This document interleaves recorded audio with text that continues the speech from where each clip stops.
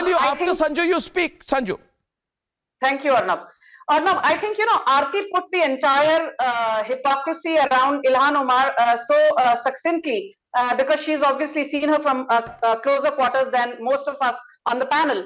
I just want to, through your channel, showcase how this lady who claims to fight for human rights, have you ever seen her speak about the pathetic plight of Uyghur Muslims in China? Did you ever see her raising her voice against, George Floyd, who was killed in 2021 by the policeman who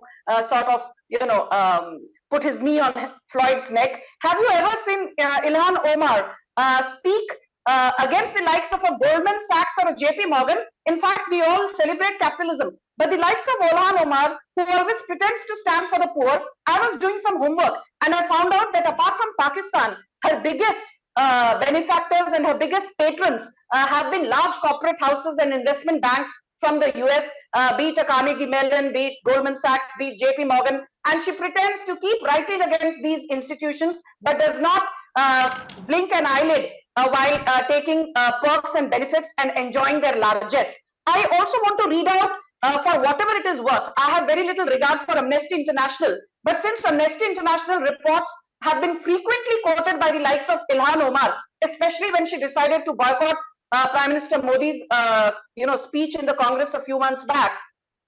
This is a report from June 2022, which says that in Pakistan, between March and May 2022, Amnesty International says there were 1,100 state-sponsored killings, more than 2,250 enforced disappearances.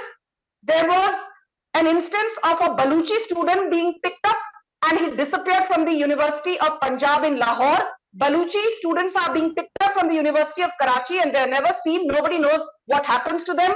She's never spoken about Shireen Mazari of the PTI. Not that I have any love for Shireen Mazari, who was arrested unlawfully, though she was released later.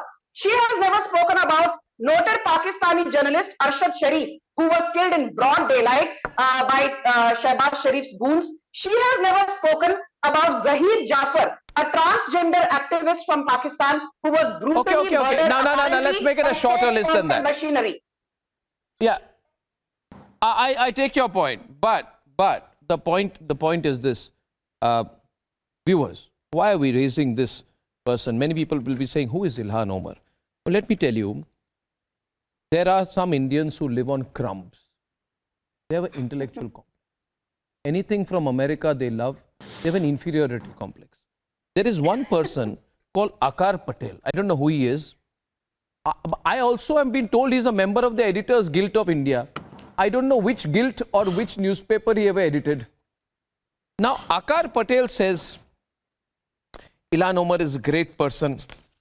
When she says, why has the Biden administration been reluctant to criticize Narendra Modi's record on human rights? Akar Patel says, thank you, Ilhan Omar. Continue to raise issues.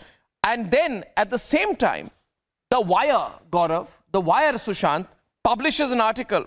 Ilhan Omar says she will not attend Modi's speech. 75 US lawmakers urge Biden to raise human rights with Modi. Will The Wire publish an article right now? Will they publish an article, Sushant and Gaurav, saying, we have now found out that this lady who we were praising to the skies is actually on Pakistani payrolls? Will The Wire publish that story, Gaurav? And if not, why not? Arnab, that's my point. Arnab.